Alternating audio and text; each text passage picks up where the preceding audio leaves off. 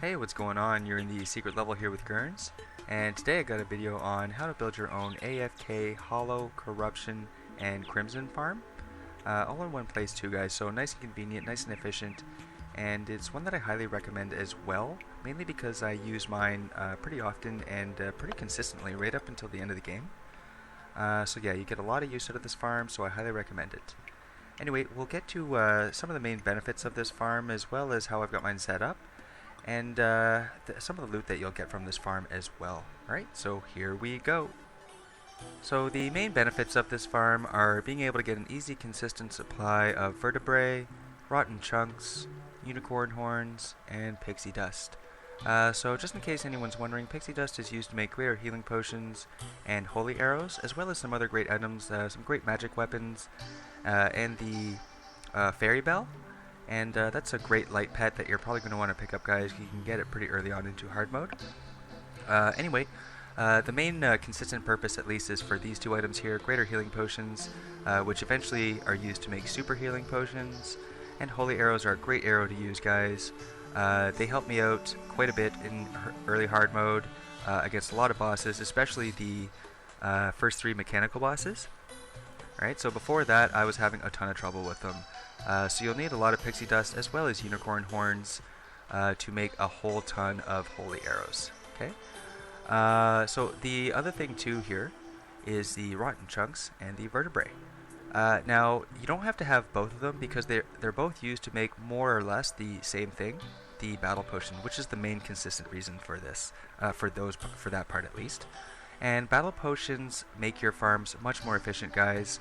They increase enemy spawn rate, so more enemies come and more loot comes, obviously.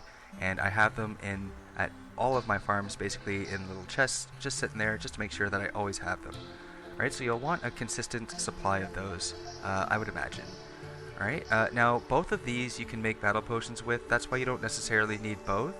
But you want the farm to have at least either the corruption or crimson and the hollow area. So you'll see how that works in a bit, though.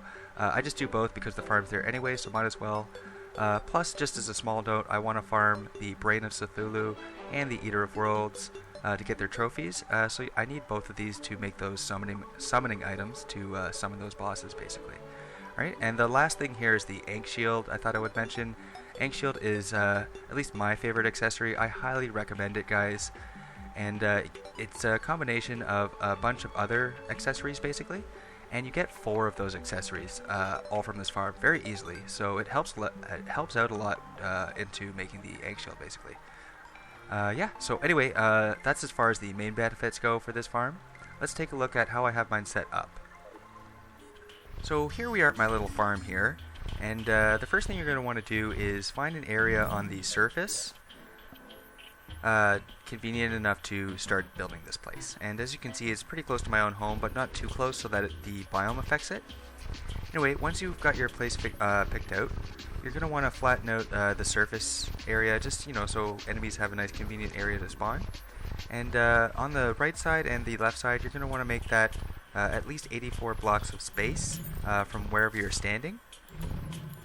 And I wouldn't go too less than that because on the sides here is where the enemies will spawn, and you don't want to give them too little space to spawn. So I wouldn't go like too much less than like 75 or something like that, guys. But really, it's up to you. Just don't go less than 64 because that's the limit, I think. Anyway, from top to bottom, this one is a bit more important here. So this little tunnel I have in the bottom here, starting from the top of the tunnel to where I'm standing, you're going to want that to be at least 47 blocks of space, but not more than 59 blocks of space, basically. And I'll get into that in a second. But the 47 blocks of space part is because you don't want enemies to spawn below you and get stuck in there and take up the spawn rate. So as well, fill in any of the caves that are in that area there, ideally with stone. And I'll get into that as well in a second. It's the same reason, basically. Alright. So once you have that done, though, you're going to want to build your little pyramid here. And the hole on the top, you're going to want to make a little bit larger this time. Mine's 11 blocks wide and 11 blocks tall. And the reason why is because those unicorns, as well as the herplings, they can jump pretty far. So you want to give them enough space to fall.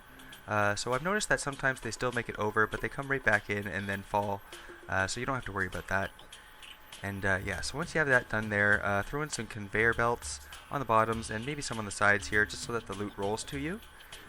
And also just these little blocks here I should mention on the bottom. If I jump down here, you can see them right there under the conveyor belts. Those are because if it's a corruption biome, if you're using corruption at least, those little corruption slimes can sometimes explode, and then their little baby slimes, when they explode, will sometimes fall in here. And you don't really want that to happen. It shouldn't kill you anyway, but you want to kind of prevent that from happening. So I put those there, and it helps. It helps prevent that, basically. So that's why those are there. So anyway, throw in some traps. You don't have to use this many, it's up to you. But I have some spiky ball traps here, and some spear traps up there. And they're all actuated, so things can go through them, including the spear traps up there. Anyway, so if you take a look at the wiring here, they're connected to a 1-second timer, and the wire does not touch the conveyor belts. You don't want that, otherwise it would reverse the direction. So yeah, so let's turn on the 1-second timer now, get this thing into action. So it killed all those pixies there. Sorry, pixies.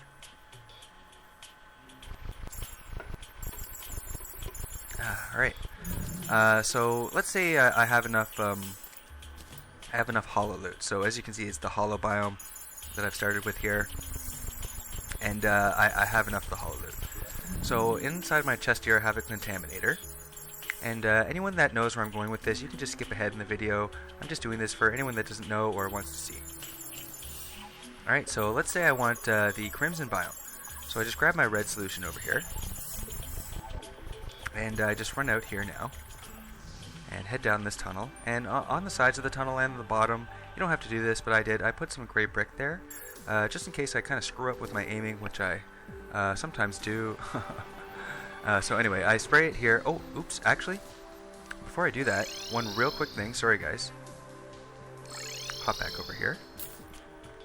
You're going to want to have this ammo box here, because what that does, I forgot to mention this in my last Contaminator video too, but it gives you an ammo box buff, 20% chance to not consume ammo, and that works also with the Contaminator here. And solution is pretty expensive, guys, so it helps save solution. So as you'll probably notice on the minimap, the area now is turning, all the stone, that's also why you want to use stone to fill in those caves there, is turning into a crimson area. And I use dirt with grass on the top, just so I can have some trees here. It's up to you, though. Yeah, so nice and convenient, turns into crimson, and as you saw right there, now crimson baddies are spawning. So also, as I mentioned before, the reason why you want to have this, you know, obviously more than 47 blocks of space, but as I said, within 59 blocks of space, is because the Contaminator has a range of 60 tiles, and you don't really want to use too much of the Contaminator by spraying the bottom and then having to spray some at the top as well, because then you use too much of the Contaminator. But if you build it lower, that's the only downside really, is you use a bit more solution, so it's not too bad, I guess. But if you want to make it ideal, make it within 59 blocks of space, because the Contaminator again has a range of 60. Okay. So yeah. And again, if I wanted to do corruption, I would just spray the purple solution, change it all purple, and then corruption monsters would start spawning, just like that. Alright, so also in this chest here, I will mention, I keep this little pirate staff here. Get this guy out, make sure it's Goku. I think that guy looks like Goku. I don't know about you guys from Dragon Ball Z, in case you watch it. Yeah, so I have him out here, as well as this little summoning thing, so I can get Krillin out here with him. That's not Krillin. There we go. Oh, Goku's gone. Alright, whatever. I think the other guy looks like Krillin, the little bald one, with an eye patch at least.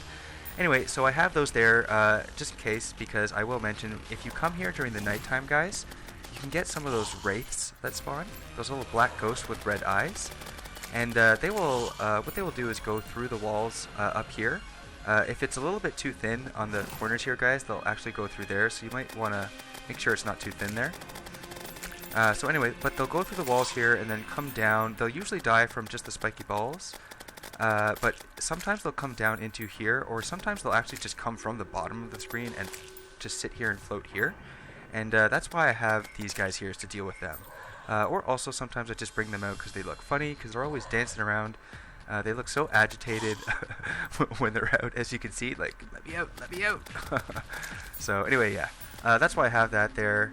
And also, you'll see some of the loot I'll go through now.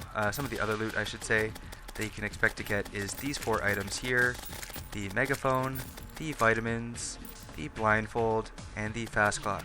All 4 of those are used to make the Ang shield, as I said before. So very convenient to get all 4 of those here. Yeah, they. I can't remember which. I think these three here you can get in all the biomes, actually. All 3 of the different biomes, but I think the fast clock only drops in the hollow biome. I'm not 100% sure about that, guys, so don't quote me on that, but I'm pretty sure about that. So anyway, you can also get some rainbow brick here if it's raining from those rainbow slimes. When it's a hollow area, they'll spawn in a hollow area, while it's raining. As well as you'll get the blessed apple when it's hollow area, and you'll get your different biome keys as well. I only have the crimson and the jungle one here, because there's jungle bricks too there. I forgot to mention that, guys, sorry. You're going to want to throw in your jungle bricks, 80 jungle bricks, as well as your water candle. And don't worry if you don't have jungle temple bricks yet, guys. You can use mud block with grass. So yeah, I would just put it underground and not on the top, because it can kind of affect some of these things. Well, maybe you can if you put it high enough, just not too high so that jungle mobs are spawning.